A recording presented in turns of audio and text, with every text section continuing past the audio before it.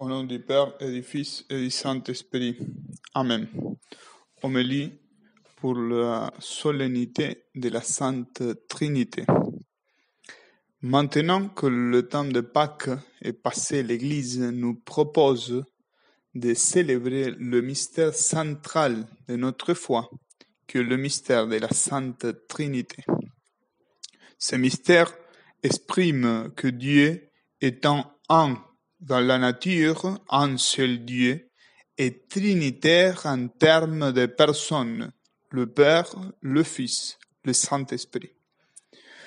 Le catéchisme enseigne que c'est le mystère central de notre foi, parce que tout ce que nous croyons et tout ce que nous vivons en tant que chrétiens tourne autour de ce mystère et est soutenu par cette vérité de la Trinité. Un théologien moderne, le père Karl Rahner, a dit que le mystère de la Trinité est le mystère le plus éloigné pour nous tous, qu'il est le mystère le plus lointain de notre vie concrète, de sorte que nous pourrions être et vivre également en tant que chrétiens si Dieu était unique en sa personne ou s'il est trinitaire comme il est.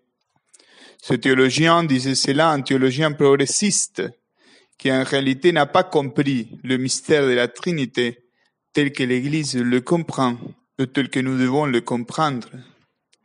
Rahner comprenait la Trinité d'une manière modaliste, c'est-à-dire comme si Dieu s'est montré parfois comme Père, parfois comme Fils, parfois comme Esprit Saint, mais en étant toujours une seule personne, comme s'il s'agissait des modes d'une seule personne divine. Tout comme si l'un de nous se comportait dans son travail d'une certaine manière, s'habillait et parlait d'une certaine manière, d'une autre manière se comportait, s'habillait et parlait dans sa maison, et qui d'une troisième manière le faisait avec ses amis. Cette personne se comporte de différentes manières, selon différents modes, mais c'est toujours la même personne. Mais la Trinité n'est pas telle que Rahner et les progressistes la comprennent. Dieu est vraiment une Trinité. Il y a vraiment trois personnes qui vivent dans cette perfection totale qu'est la divinité. Ce sont trois personnes vraiment distinctes qui possèdent toutes les trois en plénitude et en perfection la même divinité. Elles sont trois qui se distinguent et un seul vrai Dieu. C'est là le mystère. Ce n'est que lorsque nous le comprenons de cette manière que nous comprenons également l'importance du mystère du Dieu trinitaire pour notre vie spirituelle quotidienne et à quel point il est proche de nous. Tout d'abord parce qu'il nous permet d'établir une triple relation avec ce Dieu qui vit en nous lorsque nous sommes dans la grâce. C'est pourquoi nous ne parlons pas tant de la présence divine en nous que de l'inhabitation trinitaire.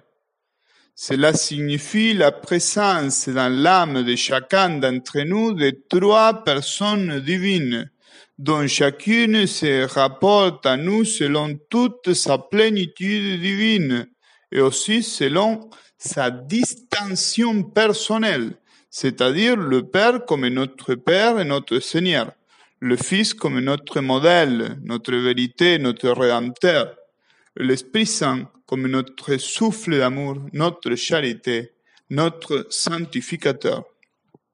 Ainsi, les trois personnes divines sont chacune l'objet de notre connaissance, l'objet de notre amour, dans leur propre personnalité. Et avec chacune d'elles, nous pouvons établir une intimité amicale qui nous permet d'être remplis de leurs dons et nous engage à leur rendre notre service. D'autre part, cette trinité de personnes nous montre la vie intime qui existe en Dieu à travers les relations d'amour et de connaissances mutuelles qui existent entre ces trois personnes.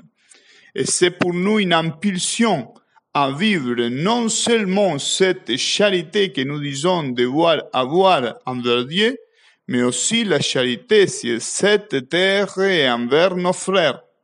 Car notre vie surnaturelle est de vivre en plénitude avec Dieu, cette vie intime au ciel, et pour cela, il est nécessaire que nous apprenions à reproduire entre nous ces relations d'amitié et de connaissance mutuelle qui existent en Dieu lui-même. Pour ce faire, nous devons commencer par reconnaître que toute la vie trinitaire est en nous et quelle est la richesse maximale de la grâce.